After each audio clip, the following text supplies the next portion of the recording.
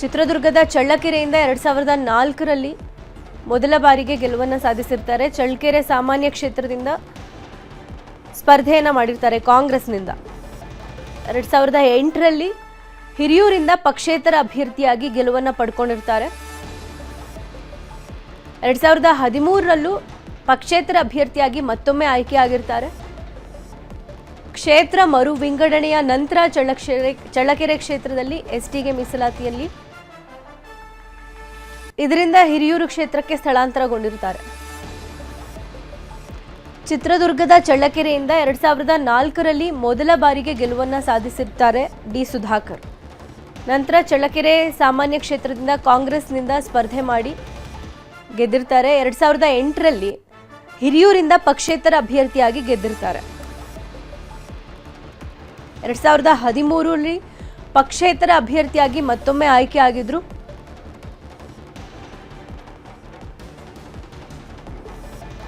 ಕ್ಷೇತ್ರ ಮರು ವಿಂಗಡಣೆಯ ನಂತರ ಚಳ್ಳಕೆರೆ ಕ್ಷೇತ್ರ ಎಸ್ಟಿ ಮೀಸಲಾತಿ ಆಯಿತು. ಇದರಿಂದ ಹಿರಿಯೂರು ಕ್ಷೇತ್ರಕ್ಕೆ ಸುಧಾಕರ್ ಸ್ಥಳಾಂತರಗೊಂಡಿರ್ತಾರೆ.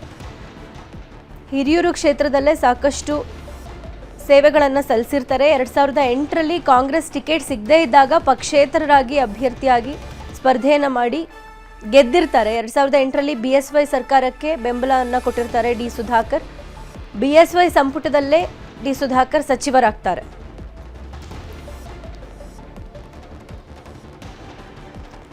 2008ರಿಂದ 2009ರವರೆಗೆ ಅಂದರೆ 1 ವರ್ಷದ ಕಾಲ ಸಮಾಜ ಕಲ್ಯಾಣ ಸಚಿವರಾಗಿ ಸೇವೆ ಸಲ್ಲಿಸ್ತಾರೆ.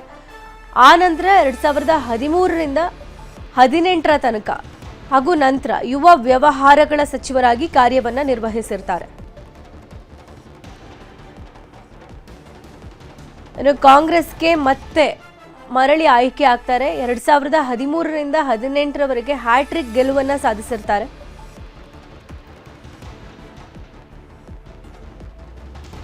2004ರಲ್ಲಿ ಮೊದಲ ಬಾರಿಗೆ ಗೆಲುವನ್ನು ಸಾಧಿಸಿರ್ತಾರೆ ಚಿತ್ರದುರ್ಗದ ಚಳ್ಳಕೆರೆಯಿಂದ ಡಾಕ್ಟರ್ ಡಿ ಸುಧಾಕರ್. ಚಳ್ಳಕೆರೆ ಸಾಮಾನ್ಯ ಕ್ಷೇತ್ರದಿಂದ ಕಾಂಗ್ರೆಸ್ನಿಂದ ಮೊದಲಿಗೆ ಸ್ಪರ್ಧೆ ಮಾಡಿರ್ತಾರೆ. 2008ರಲ್ಲಿ ಹಿರಿಯೂರಿಂದ ಪಕ್ಷೇತರ ಅಭ್ಯರ್ಥಿಯಾಗಿ ಗೆಲುವನ್ನು ಸಾಧಿಸಿರ್ತಾರೆ. ಕಾಂಗ್ರೆಸ್ ಟಿಕೆಟ್ ಸಿಗದೇ ಇದ್ದಾಗ ಪಕ್ಷೇತರರಾಗಿ ಗೆಲುವನ್ನು ಸಾಧಿಸಿರ್ತಾರೆ.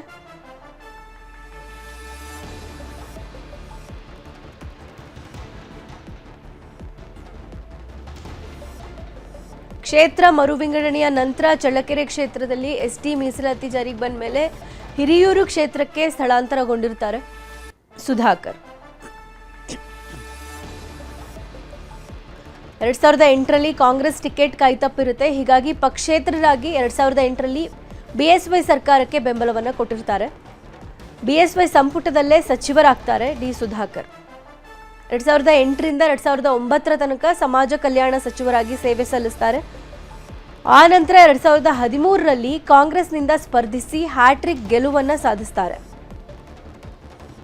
2013ರಿಂದ 2018ರ ತನಕ ಅವಧಿಯಲ್ಲಿರ್ತಾರೆ. ಆ ಅವಧಿಯಲ್ಲಿ ಸಿದ್ದರಾಮಯ್ಯ ಅವರ ಮೊದಲ ಅವಧಿಯ ಕಾಂಗ್ರೆಸ್ ಸರ್ಕಾರದಲ್ಲಿ ಇವರನ್ನ ಕರ್ನಾಟಕ ರಾಜ್ಯ ಎಲೆಕ್ಟ್ರಾನಿಕ್ಸ್ ಅಭಿವೃದ್ಧಿ ನಿಗಮ ನಿಯಮಿತ ಅಧ್ಯಕ್ಷರನ್ನಾಗಿ ನೇಮಕ ಮಾಡಲಾಗುತ್ತೆ.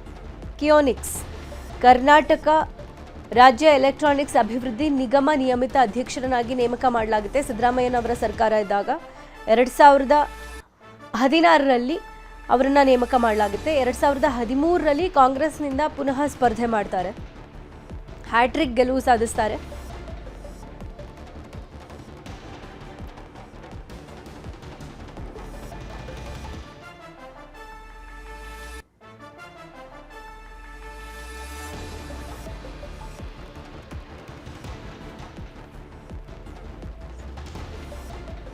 ಈ ಬಗ್ಗೆ ಹೆಚ್ಚಿನ ಅಪ್ಡೇಟ್ಸ್ ಕೊಡ್ತಾರೆ ನಮ್ಮ ಶರಣು ಹಂಪಿ.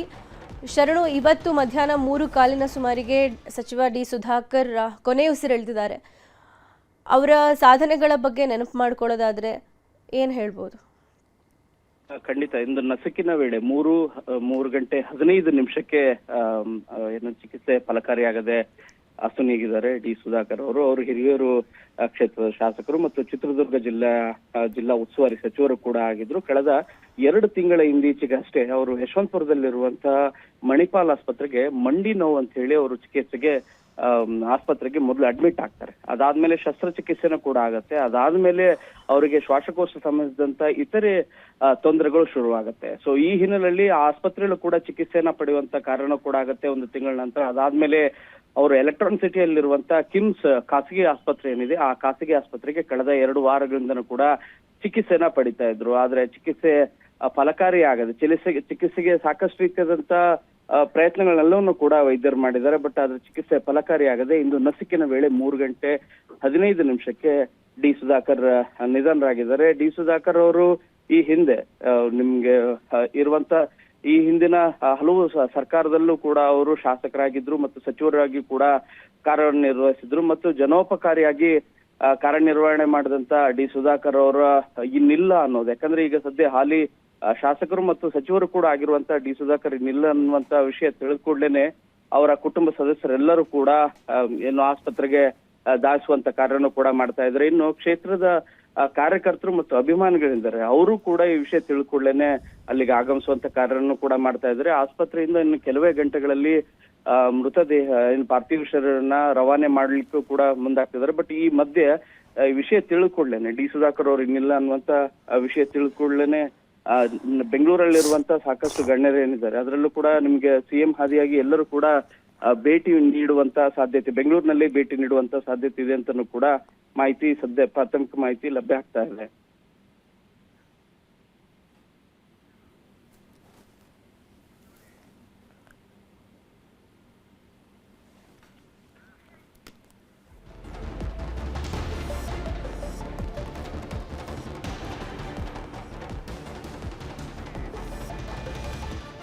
ಹಲೋ,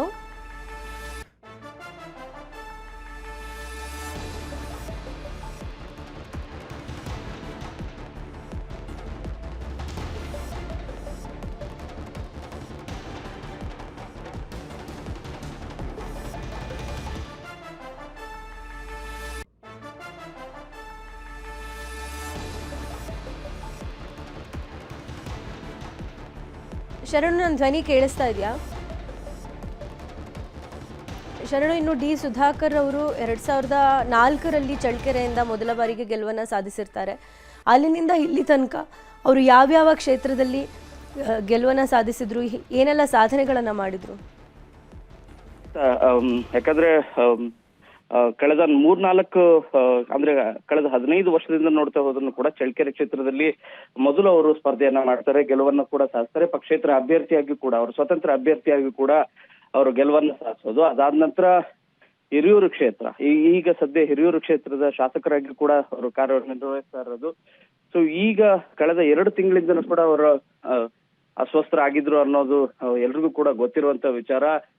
ಕಳೆದ 15 ದಿನಗಳ ಹಿಂದೀಚೆ ಮತ್ತು ಕಳೆದ 1 ವಾರದ ಹಿಂದೀಚೆಗಷ್ಟೇ ಸಿಎಂ ಸಿದ್ದರಾಮಯ್ಯ ಅವರು, ಡಿಸಿಎಂ ಡಿ ಕೆ ಶಿವಕುಮಾರ್ ಸೇರಿದಂತೆ ಹಲವು ಸಚಿವರು, ಬಹುತೇಕ ಎಲ್ಲಾ ಸಚಿವರು, ಯಾಕಂದ್ರೆ ಡಿ ಸುಧಾಕರ್ ಅವರಿಗೆ ಆಪ್ತರು ಯಾರು ಇಲ್ಲ ಅನ್ನೋ ರೀತಿ ಇಲ್ಲ. ಯಾಕಂದ್ರೆ ಕ್ಯಾಬಿನೆಟ್ ಅಲ್ಲಿರುವಂತ ಎಲ್ಲಾ ಸಚಿವರು ಮತ್ತು ಶಾಸಕರೆಲ್ಲರೂ ಕೂಡ ಆಪ್ತರಾಗಿದ್ರು. ಅವರು ಕ್ಷೇತ್ರದ ಕಾರ್ಯಗಳನ್ನ ಮಾಡುವ ಹಿನ್ನೆಲೆಯಲ್ಲಿ, ಕ್ಷೇತ್ರಗಳ ಕಾರ್ಯ ಮಾಡುವ ಹಿನ್ನೆಲೆಯಲ್ಲಿ ಸಾಕಷ್ಟು ರೀತಿಯಾಗಿ ಮನವಿಯನ್ನ ಮಾಡ್ಕೊಳ್ತಾ ಇದ್ರು. ಯಾಕಂದ್ರೆ ತಮ್ಮ ಕ್ಷೇತ್ರಕ್ಕೆ ಹೆಚ್ಚು ಅನುದಾನ ಬರಬೇಕು ಮತ್ತು ಅಭಿವೃದ್ಧಿ ಕಾರ್ಯಗಳು ಆಗ್ಬೇಕು ಅನ್ನುವಂತ ಹಿನ್ನೆಲೆಯಲ್ಲಿ ಪ್ರತಿ ವಿಭಾಗದಲ್ಲೂ ಕೂಡ, ಯಾವುದೇ ವಿಭಾಗದಲ್ಲಿ ನಿಮಗೆ ಸಾರಿಗೆ ವಿಭಾಗ ಇರ್ಬೋದು, ಸಾರಿಗೆ ವಿಭಾಗದಲ್ಲಿ ಏನಾದ್ರು ಕಾರ್ಯಗಳಿದ್ರೆ ರಾಮಲಿಂಗ ರೆಡ್ಡಿ ಅವ್ರನ್ನ ಹೋಗಿ ಮುಖತಃ ಹೋಗಿ ಭೇಟಿಯಾಗಿ ಮನವಿಯನ್ನ ಮಾಡ್ಕೊಳ್ತಾ ಇದ್ರು, ಅನುದಾನವನ್ನ ಬಿಡುಗಡೆ ಮಾಡಿ ಅಂತಾನು ಕೂಡ ಕೇಳ್ಕೊಳ್ತಾ ಇದ್ರು. ಯಾಕಂದ್ರೆ ಮುಜರಾಯಿ ಇಲಾಖೆ ವ್ಯಾಪ್ತಿಯಲ್ಲಿ ಸಾಕಷ್ಟು ದೇವಾಲಯಗಳ ಅಭಿವೃದ್ಧಿ ಕಾರ್ಯಗಳಿರ್ಬೋದು, ಹೀಗೆ ಪ್ರತಿಯೊಂದು ಕಾರ್ಯಗಳಿಗೂ ಕೂಡ ಅವರು ಮುಖತಃ ಹೋಗಿ ಭೇಟಿಯಾಗಿ ಮನವಿಯನ್ನ ಮಾಡ್ಕೊಳ್ತಾ ಇದ್ರು. ಈ ಹಿನ್ನೆಲೆಯಲ್ಲಿ ಅವರ ಕ್ಷೇತ್ರಕ್ಕೆ ಸಾಕಷ್ಟು ರೀತಿಯಾದಂತ ಅನುದಾನಗಳು ಬರ್ತಾ ಇದ್ವು ಅಂತ ಹೇಳಿ. ಇನ್ನು ಸುತ್ತಮುತ್ತಲಿರುವಂತ ಶಾಸಕರೆಲ್ಲರೂ ಕೂಡ ಒಂದ್ ರೀತಿ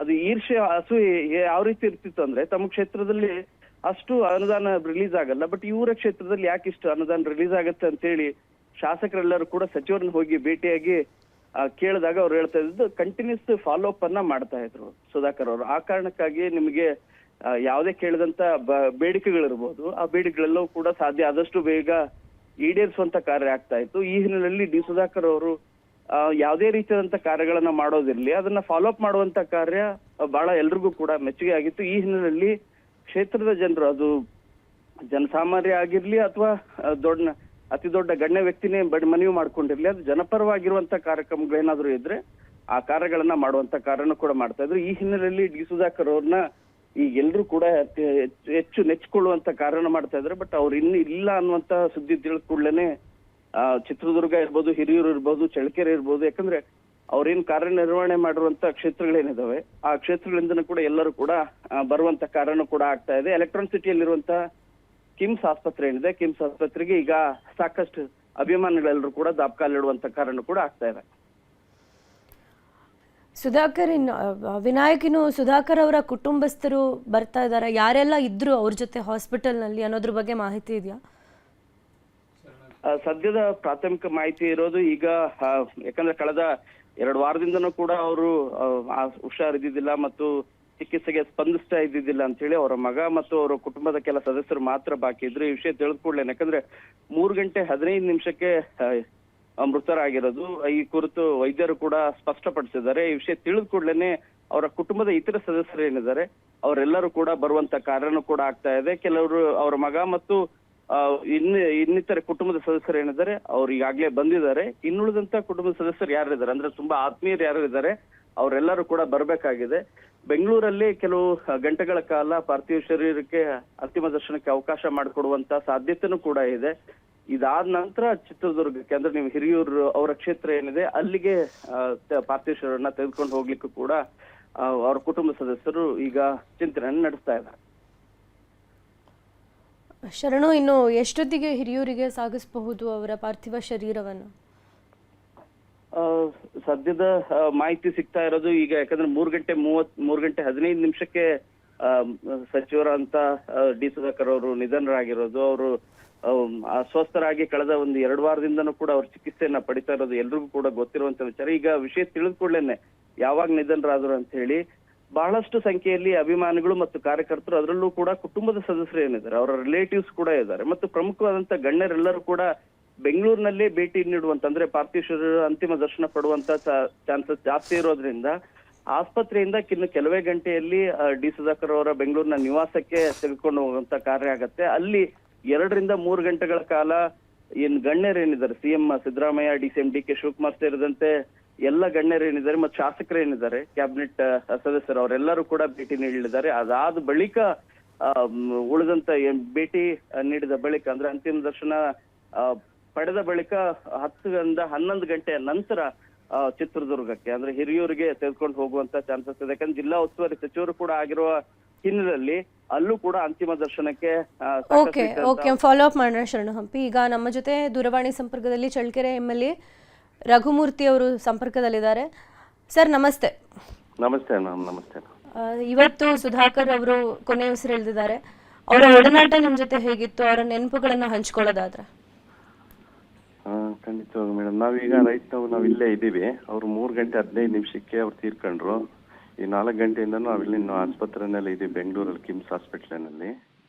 ಅವರು ಮೇಡಮ್ ನನ್ನ ಇದಂದ್ರೆ ನಾನು ಚಳ್ಳಕೆರೆ ಕ್ಷೇತ್ರದಲ್ಲಿ ಈಗ 3ನೇ ಬಾರಿ ಶಾಸಕ ನಾನು. ಅವರು 2004ರಿಂದ 2008ರಲ್ಲಿ ಅವರು ಶಾಸಕರಾಗಿದ್ರು.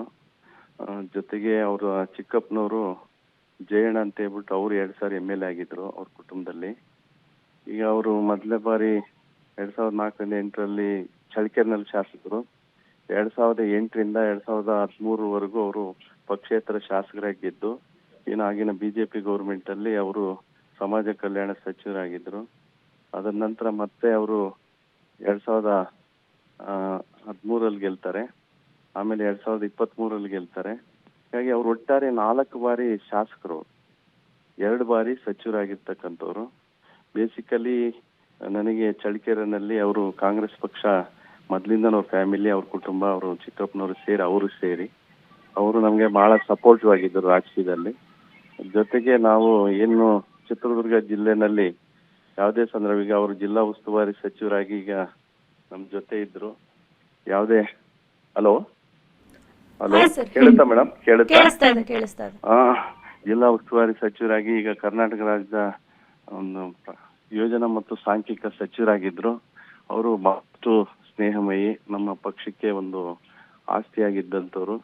ಜೊತೆಗೆ ಅವರು ಅಲ್ಪಸಂಖ್ಯಾತ ಅಂದ್ರೆ ಬಹಳಷ್ಟು ಜೈನ ಸಮುದಾಯದವರಿದ್ರು, ಜನಾಂಗ ಬಹಳಷ್ಟು ಕಡಿಮೆ ಇದ್ರು. ನೋಡಿ, ಚಳ್ಳಕೆರೆನಲ್ಲಿ ಅವರು ಶಾಸಕರಾಗ್ತಾರೆ, ಮತ್ತೆ ಹಿರಿಯೂರಲ್ಲಿ 3 ಬಾರಿ ಶಾಸಕರಾಗ್ತಾರೆ, ಜೊತೆಗೆ 2 ಬಾರಿ ಸಚಿವರಾಗ್ತಾರೆ. ಇವೆಲ್ಲನೂ ಕೂಡ ಅವರ ವ್ಯಕ್ತಿತ್ವ ಜೊತೆಗೆ ಅವರ ಜನಪ್ರಿಯತೆಯನ್ನ ನಾವು ಕಾಣ್ಬೋದು. ಅವ್ರು ಖಂಡಿತವಾಗ್ಲೂ ನಮಗೆ ಬಹಳಷ್ಟು ಆತ್ಮೀಯರು ಆಗಿದ್ರು.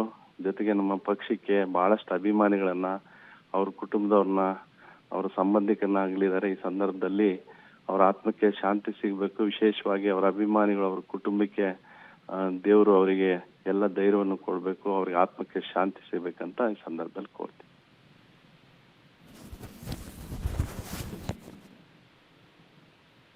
ನೀವು ಕೂಡ ಅವ್ರ ಜೊತೆ ಸಾಕಷ್ಟು ಸಮಯಗಳ ಕಾಲ ಕಳೆದಿದ್ದೀರಾ. ಅವರ ಸ್ಟ್ರಗಲ್ ಯಾವ ರೀತಿ ಇತ್ತು? ಒಂದು ಶಾಸಕ ಸ್ಥಾನಕ್ಕೆ ಬರುವಂತ ಹೊತ್ತಲೇ ಅದ್ರ ಜೊತೆಗೆ ಸಚಿವ ಸ್ಥಾನವನ್ನ ಯಾವ ರೀತಿ ನಿಭಾಯಿಸ್ತಾ ಇದ್ರು ಅಂತ?